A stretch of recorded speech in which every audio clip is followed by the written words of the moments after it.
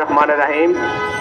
আজকের বৈষম্য বিরোধী গণ আন্দোলনের সমাবেশ, এই সমাবেশের সম্মানিত উপস্থিত সাংবাদিক বন্ধুরা, আপনারা যারা আমাদেরকে দেখছেন, কেউ তুচ্ছ তাচ্ছিল্য দৃষ্টিতে দেখবেন না। তার কারণ, যার অন্তরে ব্যথা আছে সেই বুঝে ব্যথার যন্ত্রণা কি। আপনারা যখন বৈষম্যের শিকার হন নাই, আপনারা যন্ত্রণার কথা বুঝবেন না।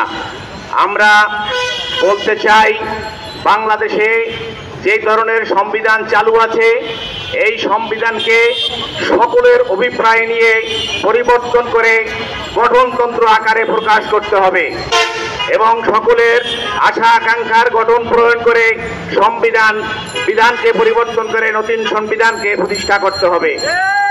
বিপ্লবী সরকারের রাষ্ট্রপতি হিসাবে প্রফেসর ইউনূস সাহেবকে প্রতিষ্ঠিত করতে হবে এবং আওয়ামী লীগ সরকারের এই যে শাহাবুদ্দিন চুপ্পু এখনো বসে আছে, তাকে আপনারা মনে করতে পারেন সে চুপ করে বসে আছে, কিন্তু সে চুপ নাই।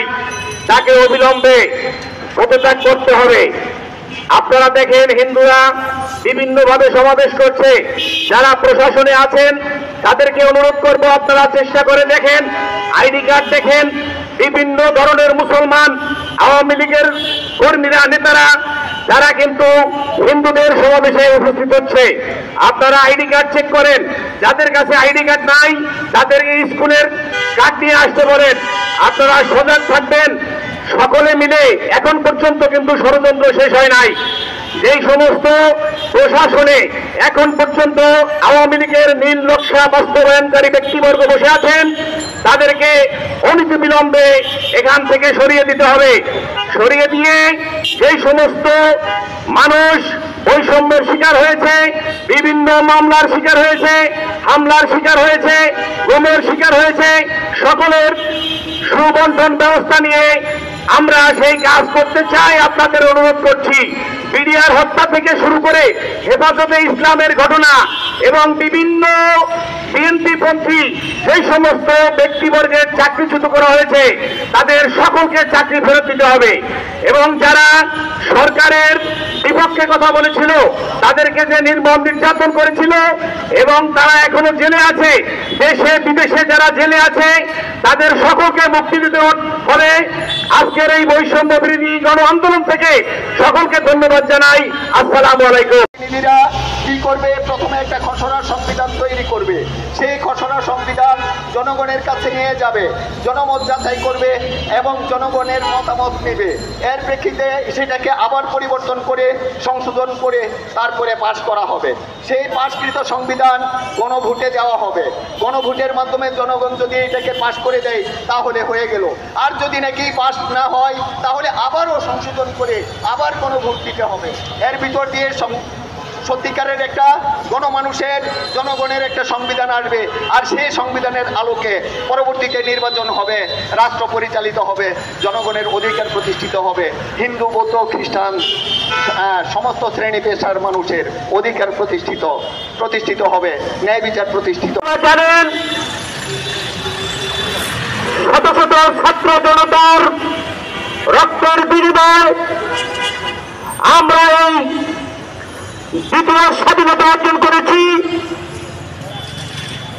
এই স্বাধীনতা কোন কুচক্রী বাহন যেন আমাদের কাছ থেকে ছিনিয়ে নিতে না পারে, এজন্য আমাদের সবাইকে সতর্ক থাকতে হবে।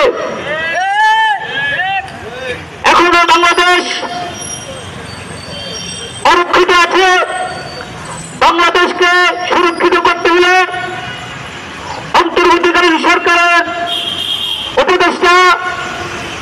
প্রধান উপদেষ্টা ডক্টর ইউনূসকে অনতিবিলম্বে রাষ্ট্রপতি ঘোষণা করতে হবে এবং অন্তর্বর্তীকালীন সরকার প্রধানের কাছে আমাদের দাবি, ঐতিহাসিক ৭৭ গণহত্যার দ্রুত বিচার কার্যকর করুন এবং অসংখ্য নিরীহ আলেম ওলামায়ে কেরাম এখনো জেলখানায় বন্দী। তারা কেন এখনো জেলখানায় বন্দী আছে তাদের কাছে জবাব চাই। তাদেরকে দ্রুত মুক্তি দিতে হবে। প্রিয় সাথী বন্ধুগণ, শেখ কান্তিলক্ষ্মী অতিক্রম করছে। এই মুহূর্তে কাউকে দোষারোপ না করে আমাদের সবাইকে নিজ নিজ জায়গা থেকে দায়িত্ব পালন করতে হবে। যদি আমরা আমাদের দেশকে সাজিয়ে নিতে না পারি, আমাদের দেশকে আমরা নিজেদের মতো সাজিয়ে নিতে না পারি, তাহলে আমাদের দেশ কেউ সাজিয়ে নিতে পারবে না। আপনারা জানেন সেই সংবিধানের কথা বারবার বলা হয়েছে, যে সংবিধান পাকিস্তান আমলে পার্লামেন্টে অনুমোদিত হয়েছে। আজকে বাংলাদেশ স্বাধীনতা এত বছর পরে কেন সেই পাকিস্তানি সংবিধান এখনো বহাল আছে? অনতিবিলম্বে এদেশের ছাত্র জনতা, মেহনতি মানুষ এবং মানুষের গণমানুষের ভাষা বুঝে নতুন সংবিধান প্রণয়ন করতে হবে। এই বলে আমার বক্তব্য শেষ করছি। আসসালামু আলাইকুম রহমতুল্লাহ। ধন্যবাদ।